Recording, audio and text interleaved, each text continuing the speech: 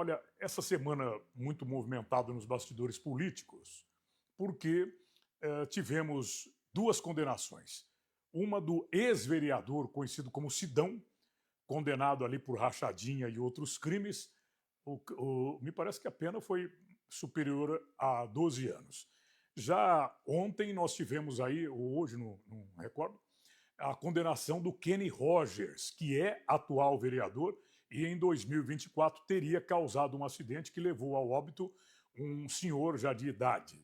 Então, bastidores bastante movimentados. Eu recebo aqui o doutor Marinaldo Hatz, advogado criminalista, que defende os dois casos, né, tanto do Sidão quanto do vereador Kenny. Eu vou começar com o Sidão, porque tivemos aí, então, já no início da semana, a condenação. Doutor Marinaldo, mais uma vez, seja bem-vindo aqui no nosso programa.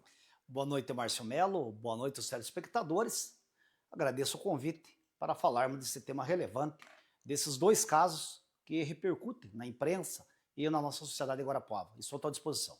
Bom, no caso do Sidão, cadê mostra o Sidão aí para as pessoas lembrarem. Ele se elegeu a vereador, ele se vestia de Superman, fazia assistência social, pegava de um, não que ele tinha condição, né? Ele pegava de um e repassava para outro. Ele se tornou vereador, mas não foi muito feliz ali no período que esteve no Legislativo. Algumas confusões envolvendo o ex-parlamentar. Condenado a 12 anos e meio, doutor, eu gostaria que o senhor falasse quais foram os crimes realmente imputados aí ao Sidão, à esposa e o irmão, né, que também foram condenados. Além do crime de rachadinha, teve outras coisas aí. Sim, entendeu o Poder Judiciário da comarca de Guarapuava acolher da denúncia do Ministério Público eram 7 fatos, acolheram, salvo o melhor juízo, 4 fatos, de modo que 3 fatos narrados na denúncia eles foram absolvidos. Os crimes elencados na denúncia eram, então, e de fato, ainda no processo, concussão, formação de quadrilha, ou suposta organização criminosa, e lavagem de dinheiro. Partindo dessa premissa, entendeu o juízo da comarca de Guarapuava, da primeira vara criminal, ao compulsar as provas dos autos, a instrução processual, em impor essa pena, ambos ao ex-vereador, ora acusado, e também às pessoas ligadas à sua família. De certo modo, no entender da defesa, há uma certa desproporcionalidade em alguns tipos penais, a exemplo, lavagem de dinheiro, isto porque, segundo a apuração na época do Ministério Público, o suposto desvio ou aproveito econômico em seu favor seria R$ 2.500, salvo o melhor juízo. Então, partindo dessa premissa, analisando a condição financeira do acusado, a sua vida, não é crível imputarmos a ele um crime tão grave como a lavagem de dinheiro, que tivesse ocultado o patrimônio, tendo em vista que tem patrimônio, ora condenado, agora não tem. Então, a defesa irá, de fato, interpor recurso em relação à sentença. Bom, ele foi condenado a princípio, primeira instância. Ainda há recurso dentro da primeira instância ou já está indo para a segunda? Era possível, e é possível, lógico, interpor embargos de declaração em face à sentença condenatória, caso houvesse alguma decisão de obscuridade da sentença, contradição no decreto condenatório, mas a defesa analisou esse decreto condenatório e esses elementos não há na sentença. A sentença, ela possui a lisura do entendimento da magistrada. Contudo, caberá e abriu o prazo ainda hoje para a defesa interpor recurso de apelação.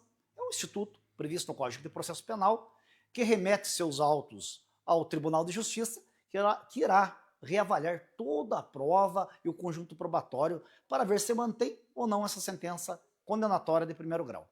Bom, lembrando que o Sidão, uma das acusações foi a rachadinha porque tinha uma funcionária ou de repente uma ex-funcionária dele que fez ela mesma a denúncia e acabou complicando aí o ex-vereador. Quando a gente fala de condenação, não quer dizer que a pessoa já vai cumprir em regime fechado, né, doutor? Se faz, então, a defesa, se faz ali os recursos, mas não quer dizer que ele vai preso ou se um dia vai chegar a ir preso. Exatamente. A sentença condenatória, ela só produz seus efeitos após o trânsito em julgado. Logo, a pessoa não vai presa de imediato, a menos que o juízo decrete uma prisão preventiva. Ocorre que, nesse caso, a magistrada entendeu que eles podem recorrer em liberdade. Isto porque responderam o processo em liberdade, têm o direito de recorrer em liberdade, de modo que não se expede o mandado de prisão, prisão preventiva, que não há elementos do artigo 312 do Código de Processo Penal para prendê-los. E mais importante, deste caso que me chama muita atenção, restou demonstrado nos autos que o então irmão do vereador, do ex-vereador, ele tinha um comércio informal. E essas pessoas supostamente lesadas, elas compravam esses produtos informais, foi apreendido o caderno de anotações, e eu verifiquei que nessa sentença não se valorou nada desse material ora apreendido no inquérito policial. De modo que há uma discussão se de fato esses valores eram provenientes de algo ilícito ou se de fato essas pessoas que compraram do irmão do então ex-vereador eram oriundos de compra de produtos advindo do comércio informal do irmão do ex-vereador.